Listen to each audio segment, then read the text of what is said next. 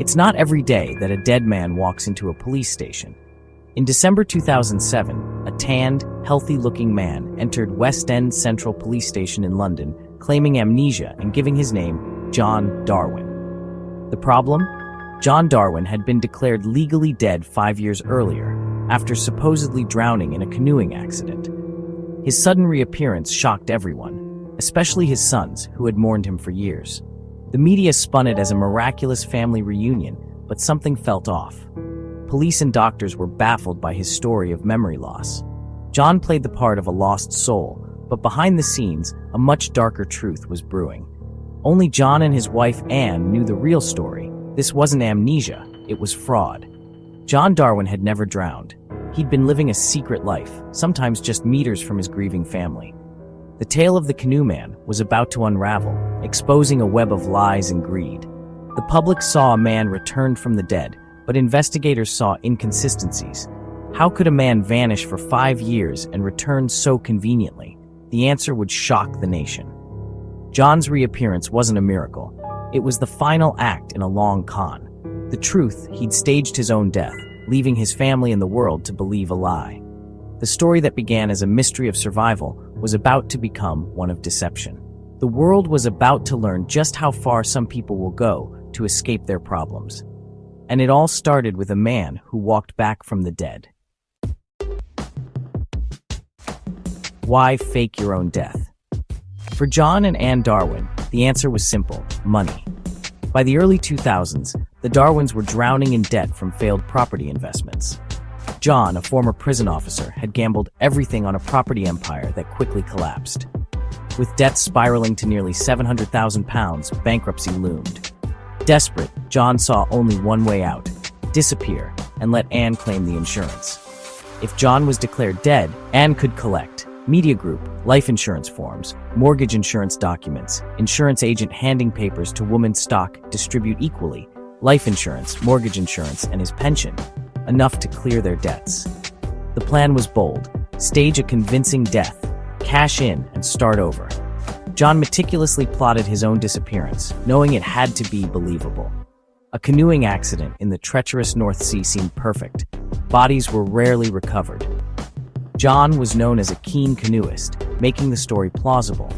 Anne would play the grieving widow, collect the payouts, and eventually join John to start a new life. It was a desperate, reckless scheme born from financial ruin. The Darwins were willing to risk everything, including their family's trust, for a shot at freedom. The stage was set for a tragedy, but the real drama was just beginning. Their plan would soon spiral far beyond what they imagined. What started as a way out of debt would become one of Britain's most audacious frauds. The world would soon see just how far they were willing to go. And it all began with a single, fateful decision. March 21, 2002, John Darwin put his plan into action. He told Anne he was going canoeing, launched his red canoe into the North Sea, and vanished. When he didn't show up for work, Anne reported him missing, playing the distraught wife. A massive search followed. Lifeboats, helicopters, and Coast Guard teams scoured the sea. The community rallied around Anne, and their sons joined the desperate search. Days later, a paddle was found. Weeks later, the wreckage of his canoe washed ashore. With no body recovered, John was presumed dead. Anne collected the insurance, and the world mourned a tragic accident. But John wasn't lost at sea. He was hiding nearby, picked up by Anne and smuggled home. He'd bought a second canoe to stage the wreckage, making the accident look real. While the world grieved, John began a secret life just a stone's throw from his family. The disappearance was a carefully choreographed act. The Darwins' deception had worked, at least for now, but living a lie would prove harder than faking a death. The real challenge was just beginning. Anne Darwin's role was crucial. Without her, the plan would have failed. She lied to her sons, friends, and the police, all while John hid in a secret room next door. Publicly, she played the grieving widow, giving interviews and selling the family home. Privately, she managed the insurance money and kept John hidden, sometimes just meters away from their sons. Anne lived in constant fear of discovery, every day a performance.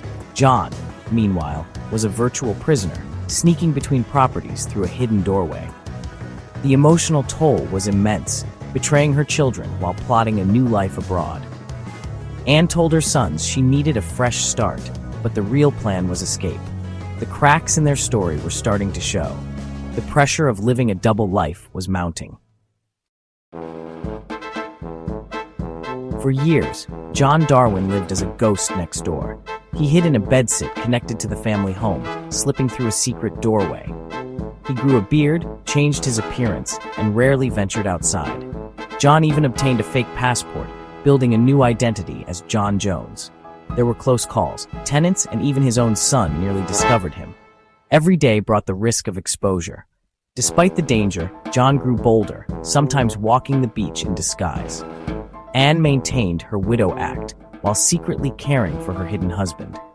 Their double life was surreal and dangerous. The longer they kept up the charade, the more reckless they became. The line between reality and deception blurred, but their luck was running out. By 2006, hiding in the UK was too risky. John and Anne set their sights on Panama, a place to disappear and start over. They sold their properties, moved money offshore, and planned to build an eco-resort. Anne emigrated first, telling her sons she needed a new beginning. John followed, using his fake identity. For a moment it seemed they'd escaped. But a change in Panamanian visa laws required John to prove his identity, a problem for a man declared dead. Their dream life hit a major roadblock. The plan was unraveling. They were running out of options. Desperation was about to lead to their downfall. The visa snag forced John to return to the UK, planning to fake amnesia and reclaim his identity. But the Darwins made a fatal mistake. A photo of them together in Panama, taken by a property agent, was posted online. When John resurfaced in London, the media frenzy reignited.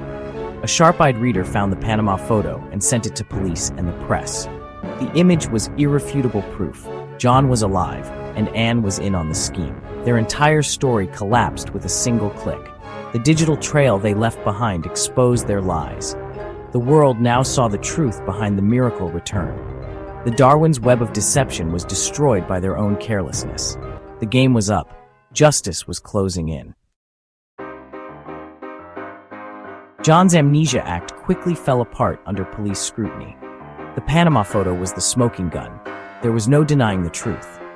Anne, confronted in Panama, tried to feign ignorance but soon confessed everything. Both were arrested. Their sons, devastated, realized they'd been lied to for years. The family was shattered. Mark and Anthony disowned their parents. The public, once captivated by a miracle, now watched a tale of greed and betrayal unfold.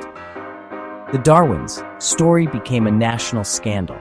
The emotional reunion turned to heartbreak and anger. The truth was out. The Canoe Man's return was a calculated fraud. The case was headed for court.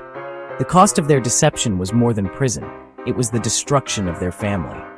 The world saw the real price of their lies. The final chapter was about to be written. In July 2008, John and Anne Darwin stood trial for fraud. John pleaded guilty and received over 6 years in prison. Anne, found guilty by a jury, got a slightly longer sentence. The judge called them consummate liars, unmoved by the pain they'd caused their sons. Mark and Anthony, the true victims, publicly disowned their parents. The Darwins' dream of escape ended in disgrace and a broken family. Both were released early, but the damage was done. Anne later wrote a book seeking forgiveness, but the scars remained. Their story is a cautionary tale of how desperation can lead to ruin. In the digital age, the truth is hard to bury. For more unbelievable true crime stories, follow our channel.